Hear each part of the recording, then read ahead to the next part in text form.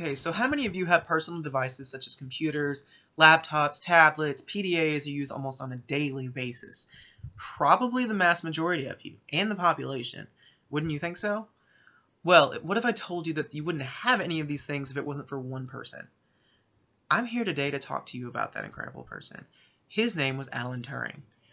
I've known about this man in history's shadow for several years now, but it is surprising to know that many people have no idea who he is or what he did for us.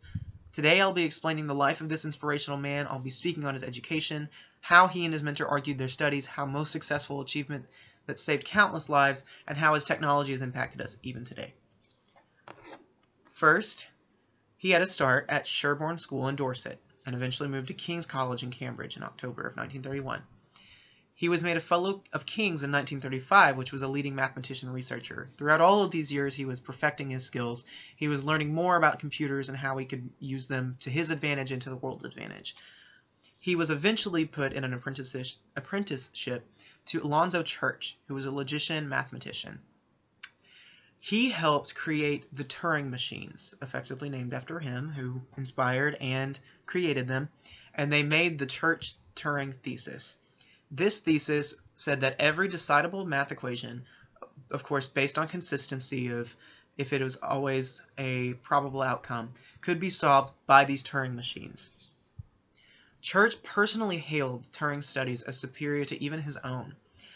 As Jay Copeland says on his alanturing.net, a quote from this Alonzo Church says, "The machines have the advantage of making the identification with effectiveness evident immediately, meaning that these machines were so efficient and so well made that they could do almost any equation and at the speed of any person about 20-fold.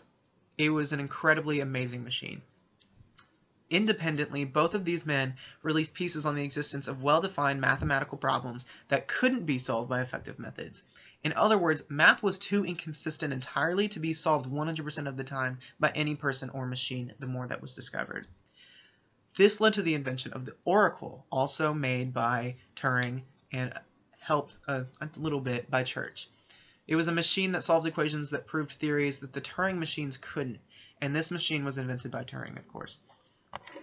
Now, these were all great, but there was one big pivotal moment in Turing's entire life that really made his entire career.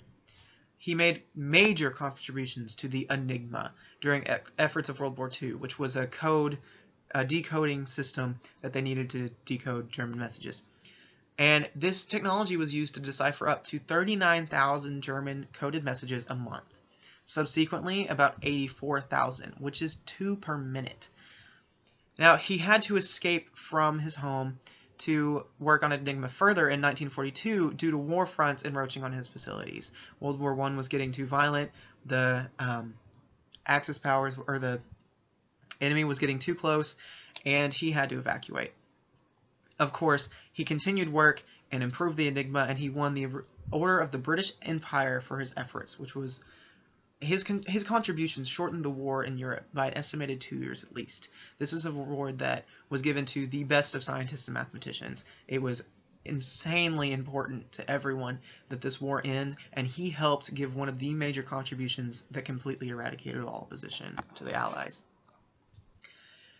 Now, after the war, after everything was said and done, he retreated to more of a personal take on things. He introduced the blueprints for an ACE, which was an automatic computing engine, to the National Physical Laboratory in 1945. The pilot model ACE was introduced as a prototype, however, when the ACE itself proved to be far too monumentous of a challenge. There was not enough work. They couldn't afford enough people to work on this, and basically the labor that was needed was just far beyond their standards. They couldn't do it. They didn't have the resources. It was actually a huge downgrade, but still ran 1 megahertz at least, the fastest computer of its time. Now, to compare, this was slightly faster than running speed of the first Macintosh computers of the modern day, and still used in computers until 1970. The ACE, after 16 years after his death, was inspired the building of the first personal computers. 16 years after he died, still using the technology. Now, the last few years of Turing's short life, though, was spent in personal research, of course, supported by the Royal Society Computing Machine Laboratory. They didn't have a director, and so he took a position there to advance himself and their research too. He was credited for his work with artificial intelligence and artificial life. Now, this was almost unheard of in his day.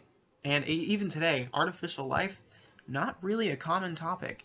But unfortunately, he died during his research of artificial life.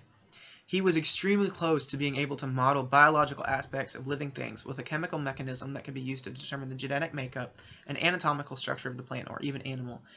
Basically, he could almost duplicate the zygotes needed to make the genetic makeup of an animal or plant. It wasn't cloning, but it was effectively reproducing things in an organic way. But he ended up killing himself after a year of hormone treatment during his research. Why? Because he was sentenced as a homosexual, which in Britain at the time was illegal. And so he was given those shots of estrogen, and they were kind of acted like a depressant, and he ended up committing suicide. But a wonderful man, contributions were so incredible, and it's a shame to hear that that's how he ended. But I want you to think. We've talked about how Turing learned as he did, how he supported himself with the help of a good friend, what his greatest accomplishment was, and just how important he is to the modern world we live in. I want you to take at least one thing away from all this. This one man in a web of scholars, mathematicians, and logicians, I want you to remember him as the commander, the forefront and the horns of the bull. He received opposition, of course, but he was quick to put any and all of it down with factual experience and knowledge. He is just one testament that I draw from to serve as inspiration for who I hope to be one day, and I hope you have one more man to add to your list of respectable role models. Not many people know of him, like I've said, but some do, and I'm one, and now you're 6 more. Take what you love and make it your passion like he did. You might not be well known at the time, but you will have those that look up to you then, and in many, many years to come, I guarantee it, you'll have many, many more.